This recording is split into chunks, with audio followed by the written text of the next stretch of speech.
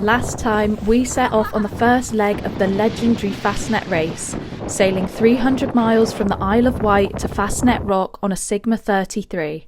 We battled tidal gates and overfalls, dodged traffic and enjoyed near-perfect conditions, until the weather started to turn as we reached the halfway point. In this episode, everything changes. A critical rigging failure at sea brings the race to a halt and forces us to make some difficult decisions which could threaten the safety of the crew and whether we make it to the finish line. Hi, I'm Lydia. I didn't grow up sailing. I started in my 20s and now I'm about to sail in one of the hardest offshore races in the world. Welcome to my latest episode where you'll be joining me, Skipper Andy and my crewmates Rory and Will as we take Fastnet on. The Fastnet race is legendary, a gruelling, unpredictable and often brutal offshore route. We're racing aboard a freighter, a Sigma 33, one of the smallest yachts in the fleet, and we'll be sailing non-stop for 700 miles, which we expect to take a week. I only started sailing in my 20s after crossing the Atlantic on a catamaran in 2021, and I've been hooked ever since. But this race is on a whole other level to anything any of us have ever done before. Join us as we tackle weather, exhaustion and unexpected breakages in a race that ends in a way none of us could have ever imagined. And don't forget to subscribe to keep up with my travel, sailing and van life adventures. So it is 7 AM on day 5 and we rounded Fastnet Rock last night, and so it feels really good to be on the downwind leg. We've got sort of 12 knots of wind, flying the spinnaker. We did give ourselves a little rest for a few hours this morning before we got the spinnaker up, and the boys are catching up on sleep, and it just feels really good to be on the way back. And it felt like quite a big moment going around the Fastnet Rock, but it was dark so we couldn't see a lot, but it was still really good vibes, good tunes, and felt like an accomplishment. Andy, hello. What do you think? I thought there was a sort of euphoria which was carrying our energy levels along. And then I personally suddenly felt a massive slump in energy once we went round, and I just needed to have a sleep. And anyway, we were barrelling along, making good speed. I don't think we lost anything. The boat we're racing closely against, we seem to be hauling through. So yeah, we're flying. Yeah, it's going to be fast passage. What are you doing? I am looking at our polars and we are doing downwind sailing to the BMG. So altering course, trimming the spinny and trying to keep our speeds as quick as possible down to the Scillies. We got some swell, a little bit, and the wind's dropping which makes us roll. But it's been a great trip so far. Great company, great crew, great teamwork, not so great food. Looking forward to some broccoli. Are you saying that instant noodles haven't been a substitute for broccoli? No, I'm not quite there yet, Andy. The MSG addiction hasn't hit me yet. Maybe by the end of the trip I'll have changed my mind. For most of the day we took it in turns to rest as we surfed across the Irish Sea, a welcome relief after relentlessly bashing upwind on the first leg.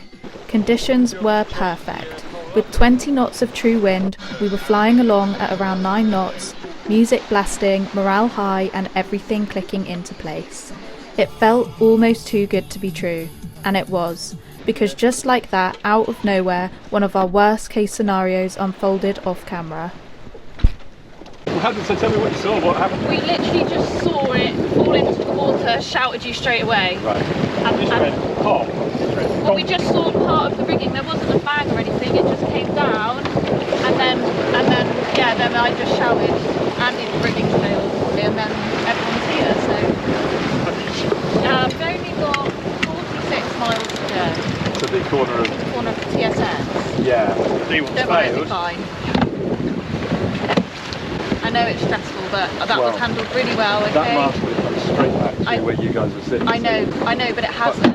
And everyone reacted really quickly. So the racing. It's just like a cotter pit on at the top. We might be able to get it back up there and fix it. Well, that's a thought. Get it aboard and let's have a look. It might just be something really basic.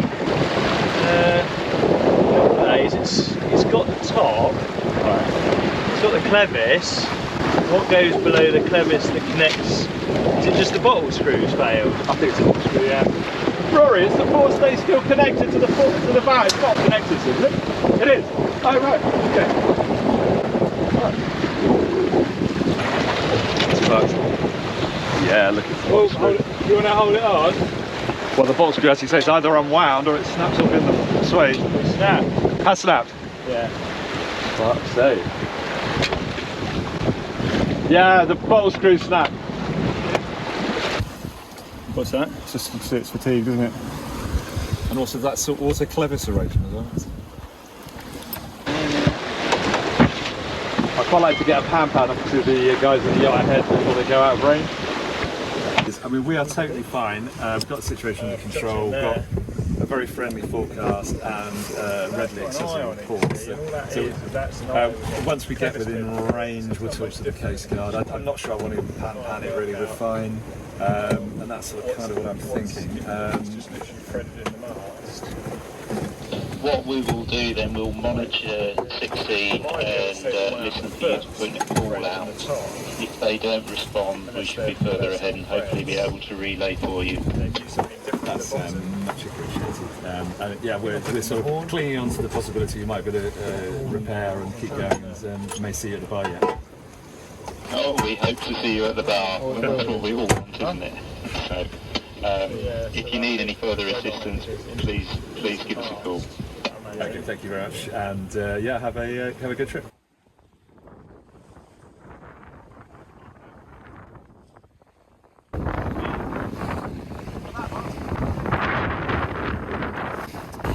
Okay, Andy, it's been a bit of a crazy sort of 15 hours. What's been going on? Well, I was off watch, and the next thing I heard was, Andy, the forestay's gone. And to which I said, oh, that sounds quite bad. And came up to find you guys were bloody steering a boat in fairly feisty conditions. We'd been surfing off in fairly strong winds with the spinnaker up and having a good time. But there was nothing holding the mast up except the forward push of the spinnaker. And it was wibbling around, and you know, all it took was a slight wiggle and it was all going to come back on us. But we managed to get one halyard forward and then another one, and now we've got 5. The mast actually feels quite secure. Yeah.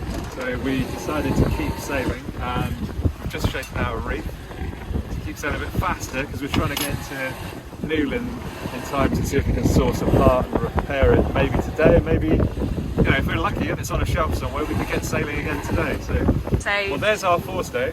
Yeah. What are you doing there? Nobody was hurt, and the boat's alright, and we've still got a mast, so very fortunate. Yeah, for sure. Rory? Here's a coffee. What? Legend? What do you think about yesterday? Yeah, pretty savage. According to Fastnet's race rules, you are allowed to stop for repairs and re-enter the race. Heading to Newlyn would add a lot of miles onto our route at a point where we were still 200 miles away from France, but we weren't ready to give up yet. As we approached land, spirits were high as we had managed to make contact with a rigger who agreed to meet us there. We've just passed the Cardinal outside of Newlyn, and the rigger should be meeting us there any minute now, and fingers crossed he has the part that we need, because it should be quite straightforward to repair. Ideally we'll do a quick turnaround and be off again within a few hours and en route across the channel to Cherbourg.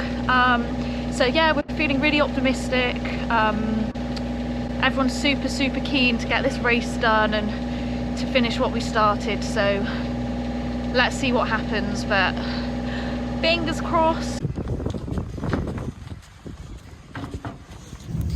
What are we doing now, Rory? Right, emergency fish and chip collection, drop off rubbish, get diesel, and more importantly, repair the broken boat. It felt strange being back on land mid-race, knowing our competitors were pulling ahead, but we made the most of it with fish and chips and a much-needed chance to get rid of the smell that had been haunting us for days. So part of our provisioning, which we knew was going to be kind of either a really good or a really bad idea, was pickled eggs. So we've had 50 pickled eggs.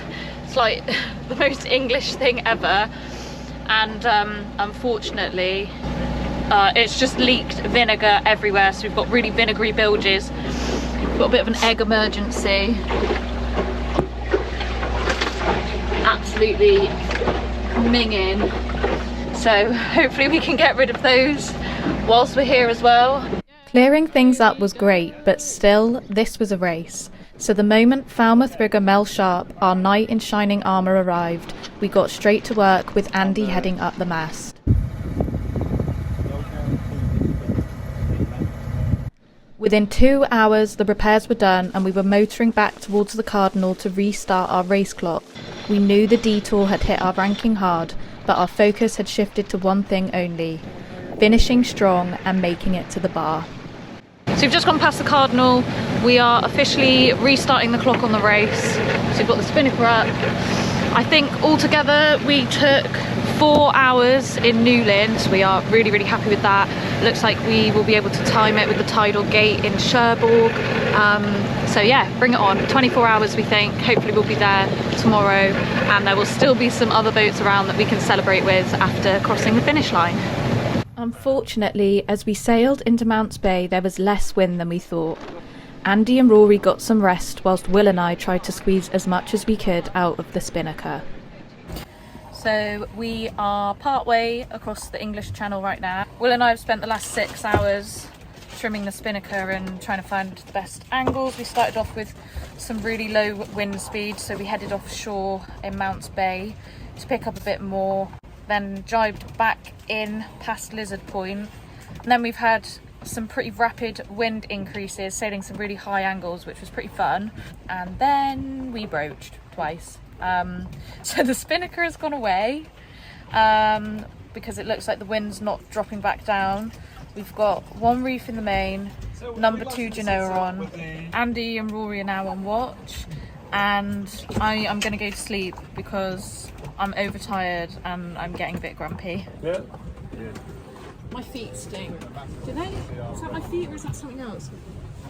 Could be anything, innit? I might just sniff it. Can you turn the deck light off? Yeah, at some point. It's not my feet.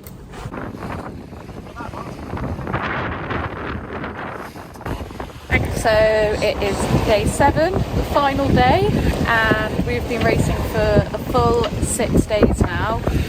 I had a great sleep last night, so I'm feeling so much better, and today we are continuing to cross the channel towards Cap de la Hague and Cherbourg where the race ends, and at the moment it's all about dodging the shipping lanes and trying to maximise speed.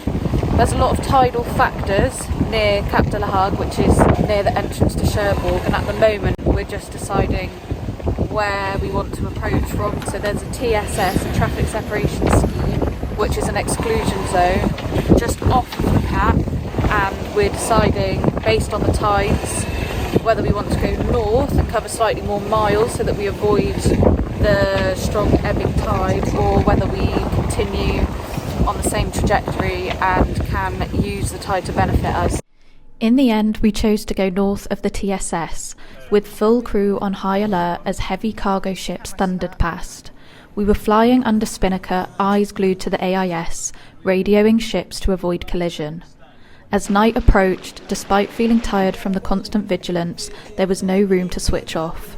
The wind built to force 6 and we surfed towards the finish line at 11 knots. In that moment, caught between total exhaustion and pure elation, one thought kept coming back to me. If we'd given up in the Irish Sea, we would have missed this. The best sailing of the entire race and one of the best moments I've ever experienced. Picture of a tired man. Yeah. That's the video. All broken now. Yeah,